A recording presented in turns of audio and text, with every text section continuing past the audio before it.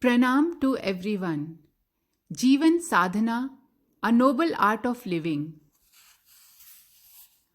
Audio 7, Chapter 19. I have self-effort in my left hand and victory in the right hand. I can win cows, horses, money, and gold. That is, I am capable of achieving prosperity through focused self-effort. Atharved. How to be successful in our undertakings? This question frequently comes up in every mind, especially in the minds of youths. In childhood, everything looks like a fairyland. Many ambitions spring up in mind and subside, but with the advent of youth, many ambitions spring up in mind and subside. But with the advent of youth, a strong urge for getting in the chosen field of endeavor becomes strong and insistent. They go on trying to find new avenues of success, but only a few actually succeed. Many ambitions spring up in mind and subside, but with the advent of youth, a strong urge for getting in the chosen field of endeavor becomes strong and insistent. They go on trying to find new avenues of success, but only a few actually succeed. There are many who give up as utter failures and go on lamenting their ill luck for their plight. Many persons believe that success depends on luck. Such persons go on repeating the maxim, Bhagya Falati Sarvada. Success is always achieved by luck. Persons with such an entrenched attitude of negativity slip into a mode of habitual laziness and indolence. For persons blindly depending on luck, success is only a coincidence. It has no scientific procedure without any systematic process. Such indolent persons do not know the real meaning and purport of luck. What we call luck is the result of our past actions. Virtuous actions result in good luck, while evil actions fructify as ill luck. The results of our past actions, known as luck, can be altered by our present actions. Our ill luck can be undone by our present virtuous actions and converted into good luck, while our evil actions weaken our good luck and take no time in converting it into bad luck. Only those who know the importance of the great maxim, we are the makers of our own destiny, move fast towards all-round success material as well as spiritual. There is an effective procedure for success with its constituent factors. These factors are mainly 7, like the 7 continents, 7 chakras, and 7 worlds. Energy streams of these 7 elements give us the glory of success in life. These are: first, sustained hard work along with unshakable self-confidence. Second, unwavering faith in divine grace. Third, firm determination to achieve the object of pursuit. Fourth, undaunted courage to go on pursuing the goal in spite of setback. Fifth, art of warm relationship. Sixth, equanimity in the face of difficulties. And seventh, exuberating cheerfulness. When these qualities become part and parcel of our life, they gradually bestow on us 7-fold successes. These are: first, material prosperity; second, impersonal excellence; third, emotional maturity; fourth, holistic health; fifth, sharp, penetrating and clear-sighted intelligence; sixth, intuitive perception; and seventh, spiritual growth. This is a universally well-tried and tested experience. We can also do an experiment. Yug Rishi Pandit Sri Ram Sharma Acharya helped thousands of persons achieve all-round success in their lives. In Gayatri Parivar, there are thousands of Parijans who have risen from persons of modest means to become multimillionaire. Similarly, a number of persons of ordinary-looking mental caliber have become highly learned scholars. This became possible as a result of particularly concentrated and single-pointed individual endeavor, magnified manifold by Gurudev's grace. This is a fact that Gurudev bestowed on them his spiritual power of penance, but it is equally true that these people who changed their lifestyle and way of thinking. But it is equally true that these people also changed their lifestyle and way of thinking. Gurudev used to say that his yogic energy would also be ineffective in the case of those who do not change their lifestyle. Many years back, a person approached Gurudev. Economically, he was very poor and also lacked good education. After visiting and trying a number of astrologers, tantrics, and occultists, somebody advised him to seek blessing of Gurudev, being endowed with supernatural powers of goddess Gayatri. After giving him a patient hearing, Gurudev told him, "Dear child, first have firm faith that Gayatri is source of Ved, that is goddess of knowledge. Secondly, she is also the goddess of wisdom. Hence she blesses only those who are determined to cultivate and awaken knowledge and wisdom in them. If you are willing to do it, I'll teach you the method of doing it. Once you have knowledge and wisdom, you have the master keys to success." That man expressed his willingness to do his best to put into practice Gurudev's teachings. Then Gurudev said, "Trust that sustained efforts coupled with blessings of God make every impossible goal attainable. To get blessings of God, you have to carry on regular Gayatri sadhana. As regards the technique, the first requisite is to clearly decide the target and have an intense desire to achieve it. Instead of indulging in vain imaginations, one should strengthen his main aim. The second point is to have strong faith. This faith should be on your own capabilities and in the deity of your devotion. Third requirement is persevering and balanced effort, undaunted by obstacles. You should never lose heart. You should maintain equilibrium in your efforts so that no tension could affect your capacity adversely. Fourth point is to accept and face situations as they arise. By following step-by-step path of success, you are sure to reach the goals you set for yourself. Chapter 20th, Mutual Understanding and Tact. I create kind-heartedness, understanding and amity for you. As a cow loves her newborn calf, so should you have love for one another. Atharvaved. Tact and understanding are interrelated. Only those who are tactful can develop mutual understanding, and only those who know the art of such understanding can be tactful. The whole edifice of Jivan Sadhana stands on these two pillars of behavior. Any deficiency or malfunctioning in them makes the course of life topsy-turvy. Many practical difficulties and mental disorders crop up like weeds and prevent the growth of inherent potentialities.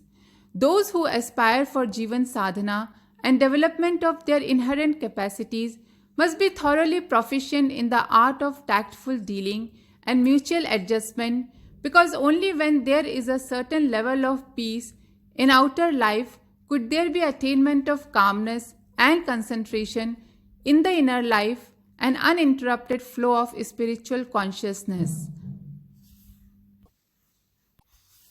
Those who aspire for Jivan Sadhana and development of their inherent capacities must be thoroughly proficient in the art of tactful dealing and mutual adjustment, because only when there is a certain level of peace in outer life could there be attainment of calmness and concentration in the inner life and uninterrupted flow of spiritual consciousness. Persons oblivious of the essence of Jivan Sadhana often neglect this truth. As a result, not only their daily life becomes disturbed, but their interior also remains uneasy, sad, and restless. To emerge out of this syndrome, we should develop deep understanding of our practical life. In the words of the great poet Saint Kabir, our behavior should be such as औरों को शीतल करे आपहु शीतल होए, makes others cool and remain cool itself. How all this could be possible in the present atmosphere of jealousy, ill will, and suffocation, and if possible, what could be the methodology to cultivate these attributes? This question may be agitating the minds of listeners. This question may be agitating the minds of listeners. But for the practitioner of Jivan Sadhana, the solution is very simple. We have just to assimilate some key elements of lofty thought and conduct in our lives. We will have to honestly accept the truth. We will have to honestly accept the truth that it is the thought and emotions which we sow in the soil of life that after germinating and growing according to the seeds,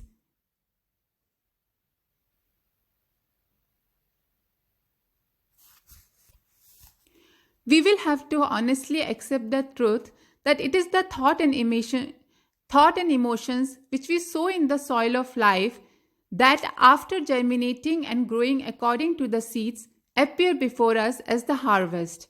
As we sow, so we reap. Therefore, we should always be alert about what we are thinking of others, what is our feelings towards them.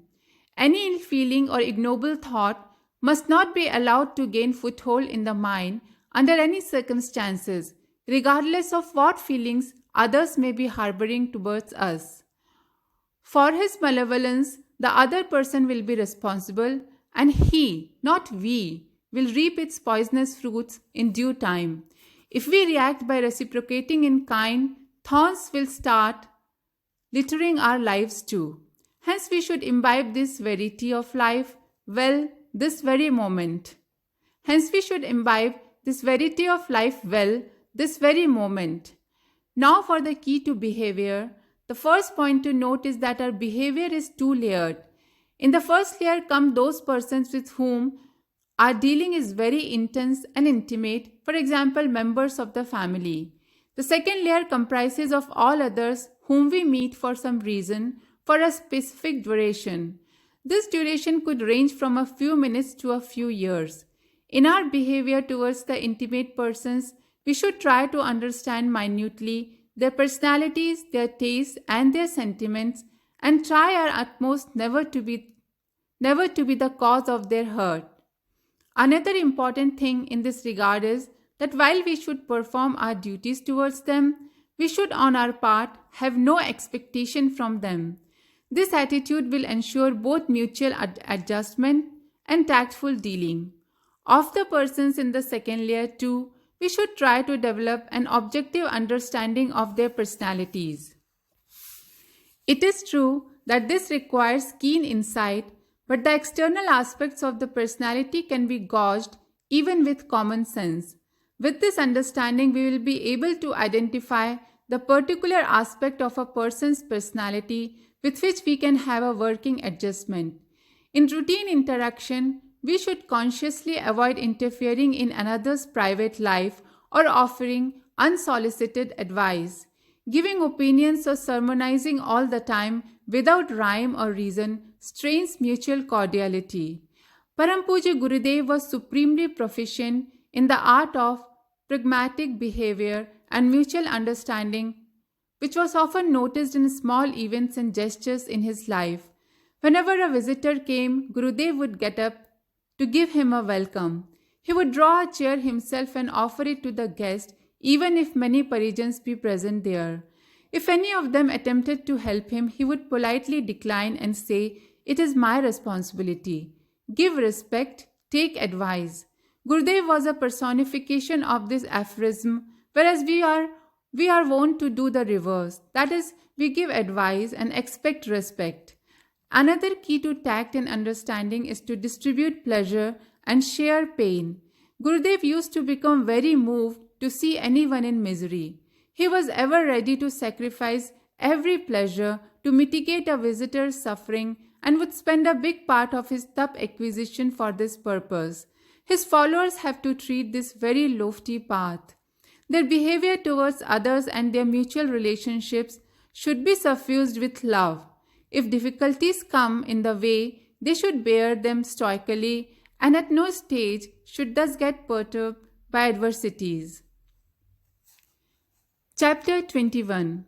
What should be ideal attitude towards adversities? I am unconquerable. My spirit is unconquerable. My eyes are unconquerable. My prana shakti, subtle life current, is unconquerable. My apan life current is unconquerable. My Vyan life current is unconquerable. I am fully unconquerable. Atharved.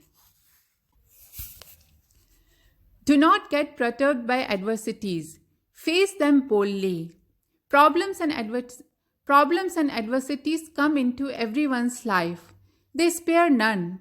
Even those who live in comforts or hold high positions are confronted by such situations.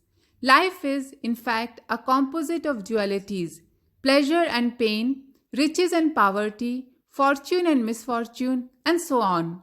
That the one facet may exist but the other not is simply not possible. Even if it were to happen for some reason, life would become unidimensional, monotonous, and dry.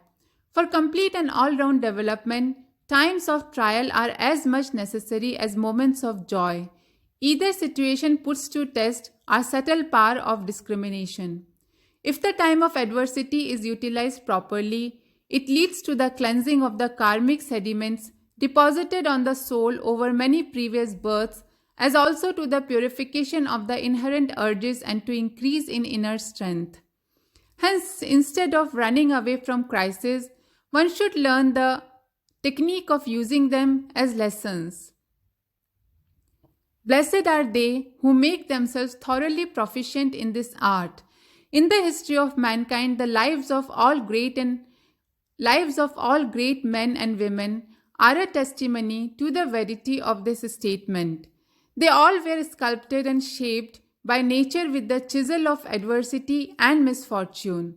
The lives of those who live only in comforts and luxuries remain like uncut gems which command no real value. Whether difficulties are small or big, one should try to develop a positive and purposeful attitude towards them. There is, of course, no need to invite troubles, but a dogged spirit of struggle and perseverance in life does need to be inculcated. This quality comes to those who are non-sparing towards themselves, but charitable towards others.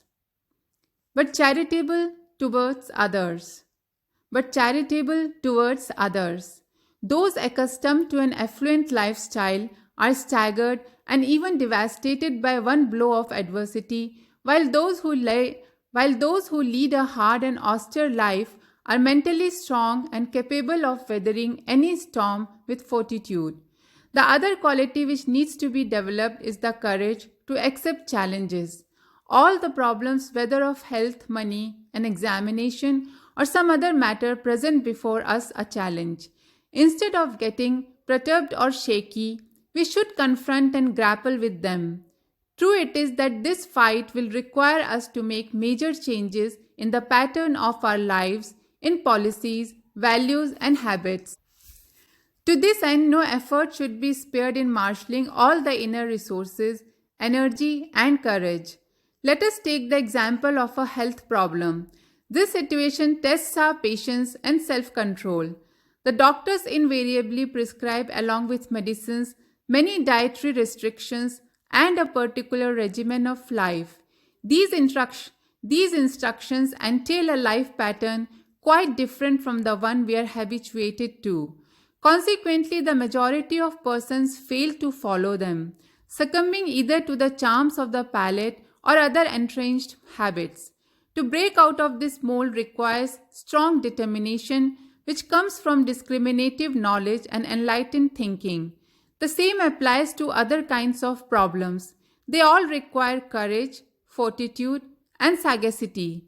He who has developed these qualities in him is also able to quickly formulate an effective plan of action, a plan which not only manages the crisis effectively but also bestows fresh gains. These gains could be in the form of either new channels of material progress, renewed courage, increased mental strength, or improved health status. Yugrishi Gurudev used to say that adversities test our self-confidence and faith in God too, and we must come out of this fire purified and clean. Indeed, if adversities test the devotee, they also test God. If it is a trial of the devotee to see how firm his faith is in God or in his Sadguru, spiritual preceptor, the latter also takes the test in how loving and caring he is towards the devotee or disciple. Experience tells us that God and Guru never let the devotees come to harm. By their infinite grace, mountains of trouble turn into ant hills. An incident in Gurudev's life is a shining example of the positive and constructive attitude towards an ordeal. In the beginning of 1984, a malefactor instigated by some demonic persons made an attempt on the life of Gurudev. Although he could not succeed before the spiritual shield of Gurudev, yet he was able to inflict many knife wounds on the body. These injuries forced Gurudev to rest and recuperate for some time. In later years, while referring to this incident, he would jovially remark how enjoyable it was during those days. There was no work as such, so with total concentration of his being, he kept communing with God. The sadhana for Sukshmikaran could also be completed. Such a positive attitude in the midst of adversities is an inspiration for others to channelize the moments of crisis into fruitful direction.